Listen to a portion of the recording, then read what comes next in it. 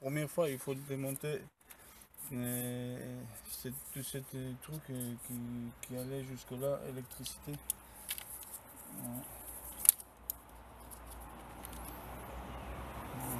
Je pose toutes les là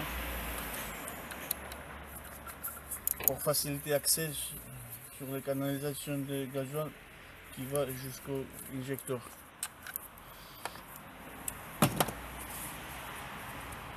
Voilà, je vais démonter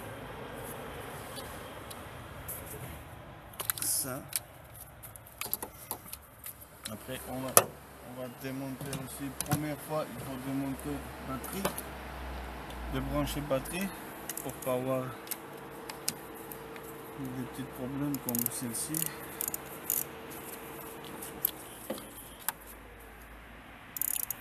Il faut couper le contact, c'est ce que j'ai oublié aussi. C'est pas grave, c'est pas trop méchant parce que comme on va remonter, il faut faire très attention. La batterie il doit être démontée et que les contacts il faut être sorti parce que comme on remonte pompe injection, si tout ça a été réactionné, on nous posera problème. Mais maintenant c'est pas grave, il est déjà cassé pompe injection, on n'a pas pas beaucoup de problèmes. Mais c'est mieux, il faut démonter batterie, il faut démonter clé, il faut sortir clé. Voilà. Maintenant il faut démonter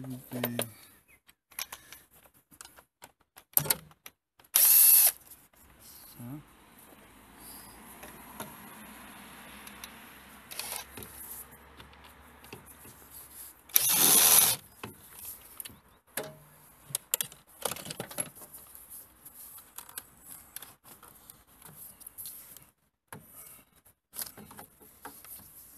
Voilà. On va poser ça ici. On va démonter ça. Maintenant il faut qu'on démonte sur la pompe injection, ça, sinon ça nous empêchera.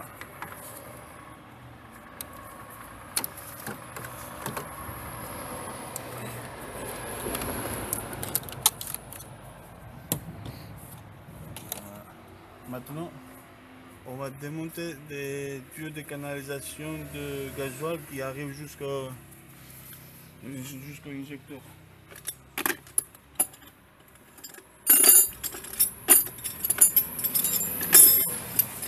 Pour ça, on a besoin que les 17.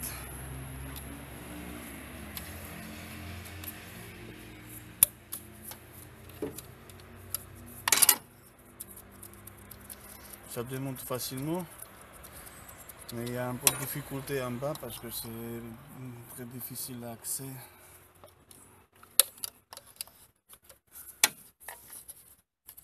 C'est pas trop accessible.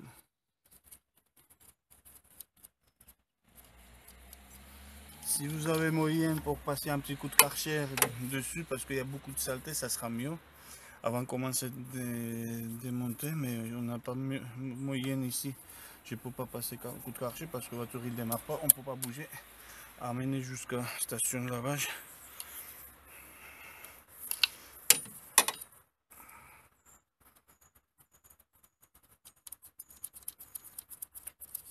Voilà.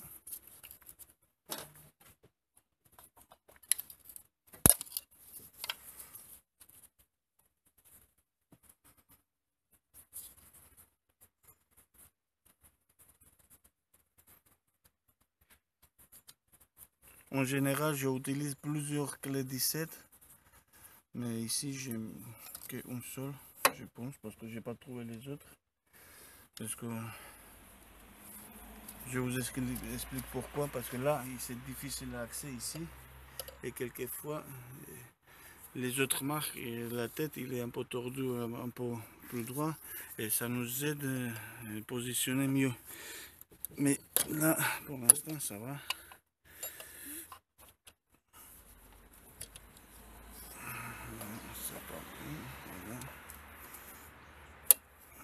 Voilà, c'est bon.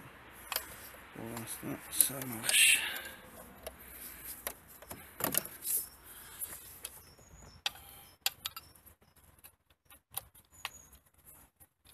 On peut bouger comme ça nous aide à faciliter de tourner.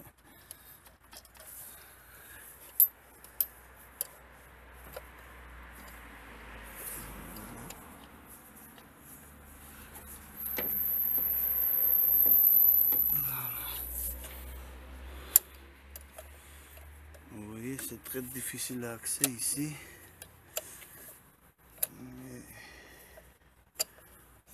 On mettra une petite pause parce que là, il faut que je cherche un autre clé 17, sinon c'est pas accessible. Je vais vous montrer qu'est-ce qu'il y a une différence.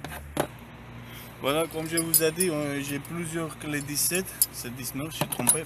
Voilà, toute autre différence marque parce que là, vous voyez, il y a une différence entre ça c'est 1 millimètre pour le droit. Ça c'est encore différent, ça c'est encore plus petit, plus facile accessible. Et là, si vous voyez bien, ça j'ai coupé. C'est pas trop solide parce que dès que j'ai coupé, ça s'ouvre, mais quelquefois ça m'aide pour accéder facilement. Mais on peut pas trop forcer parce que ça ouvre. Si après il y a des marques qui est plus solide, c'est une Facom, oui, mais c'est pas trop solide. On peut trouver plus solide encore et ça va être mieux. Voilà, maintenant ça c'est plus petit, avec ça on peut accéder plus facile. Voilà.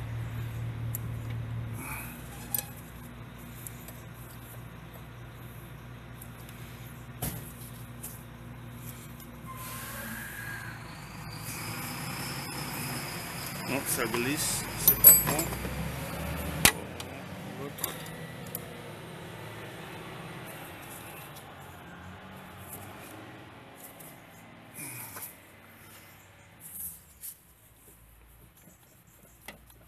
Ça fait long. On va tourner là 300 000 km. Ça fait longtemps qu'il n'a pas été démonté, c'est pour ça c'est très difficile à démonter. Voilà. Voilà, maintenant on ne peut pas accéder. Et là, j'utilise, une fois il a déjà bougé, j'utilise cet outil là. Voilà.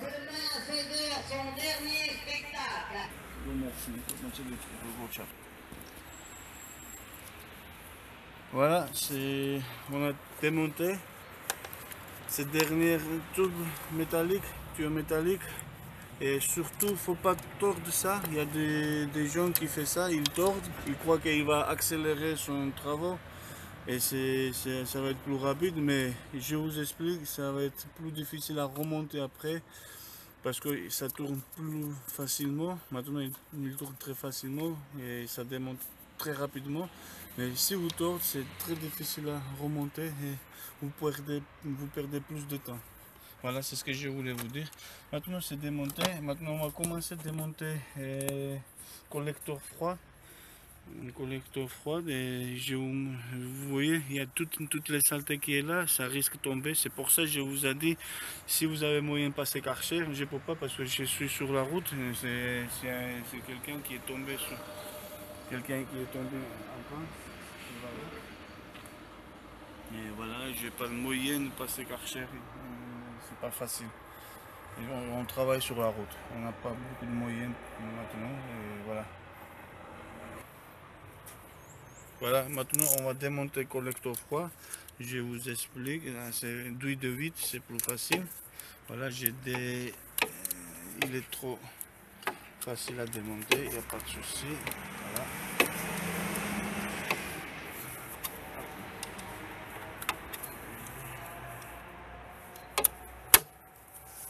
Maintenant, je recommence avec perceuse. J'utilise perceuse pour travailler plus rapidement. Voilà.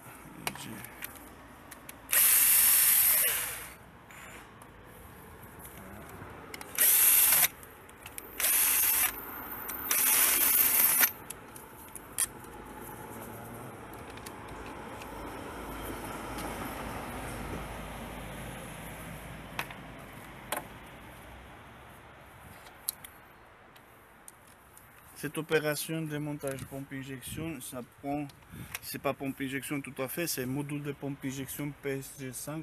Ça prend à peu près 30 minutes, 40 minutes si on a déjà l'habitude. Sinon pour les débutants, c'est à peu près 1 heure et demie de travail. Voilà. J'ai quasiment tout démonté.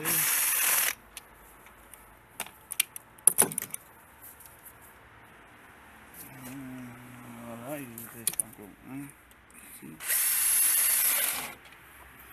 Ça sera mieux si je démonte ça pour nettoyer. Il faut nettoyer vanogère.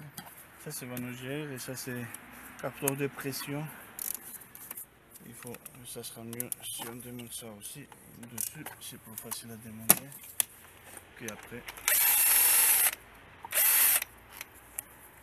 Et je vous montre comment vérifier si la vanogère est dans l'état, s'il fonctionne ou s'il est HS. Je vous montre ça tout de suite. Voilà, c'est ça la vanogère.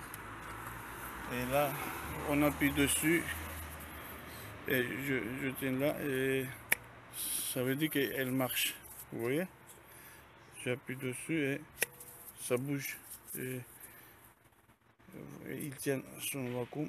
Voilà, voilà, ça marche. Y a pas de... Mais regarde de saleté. Et regarde saleté ici. Et voilà, toutes les calamines qui est dessus, bah, ça arrive.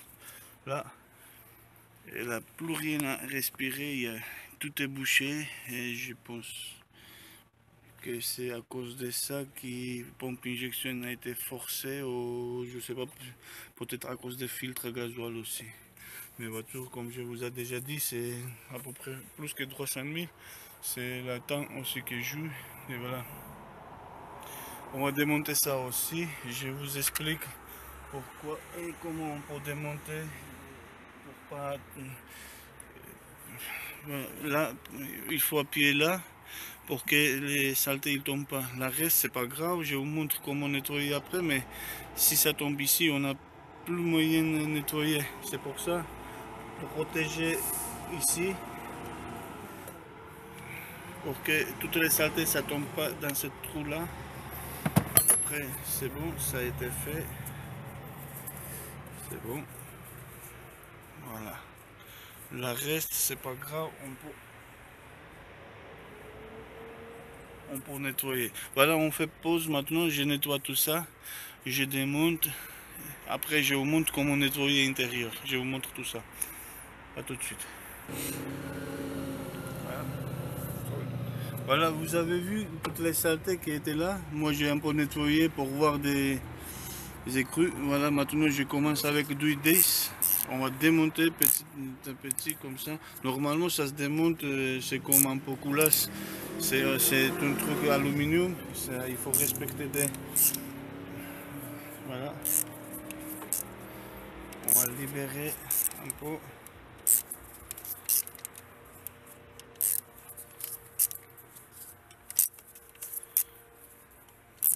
Voilà. Maintenant, pour faciliter des choses,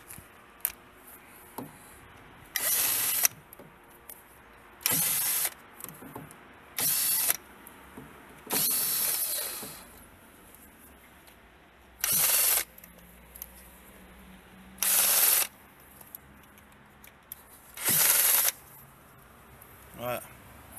Ça a été démonté, ça c'est fait. Il faut enlever ça, et voilà. Petit à petit, on va sortir. Vous voyez la saleté, tout ça. Voilà. Pour ça, il faut prendre un petit carton pour pas salir partout. On va mettre tout ça ici. Voilà. Et maintenant, pour nettoyer, on a libéré place. On est presque arrivé jusqu'à module de PSG5, module de pompe injection VP44 PSG5. Voilà, cette partie électronique, ça s'appelle PSG5. La pompe entière, c'est une Bosch VP44. Ça c'est pour les débutants, je parle pas ça pour les professionnels, ils savent mieux que moi, mais ça c'est pour les débutants. J'ai fait cette vidéo, comment démonter, comment travailler. Voilà. Maintenant, vous voyez toutes les saletés intérieures aussi. Ça, il faut faire attention. Tout d'abord, il faut nettoyer partie à haut. C'est pas grave si ça tombe un petit peu intérieur. De toute façon, il y a plein de saletés dessus, intérieur. Voilà. On va bloquer ça ici, plus important.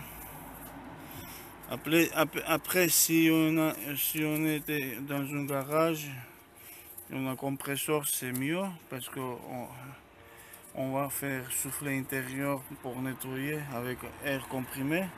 Mais comme on est sur la route, on n'a pas le choix, il faut faire très attention que tous les morceaux ils rentrent pas dans le cylindre.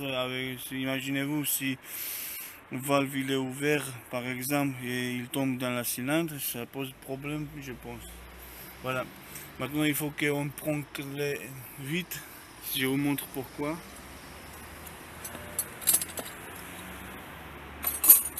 J'ai pas trouvé que les vitres, mais c'est pas mal aussi là. Ça on prend comme ça et on va sortir par l'intérieur toutes les saletés. Voilà, vous voyez toutes les saletés qui sortent.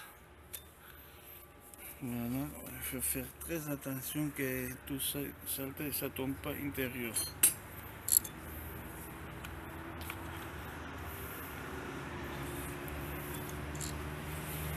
Voilà.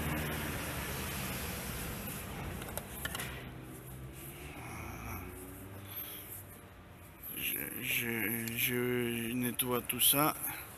Ça sert à rien qu'on continue à filmer tous ces trucs parce que c'est la même manœuvre, même système pour tous les trous. Oh, mais il faut nettoyer jusqu'au bout, bien nettoyer et essayer de chercher par derrière qu'il ne rentre pas dans le système. Voilà.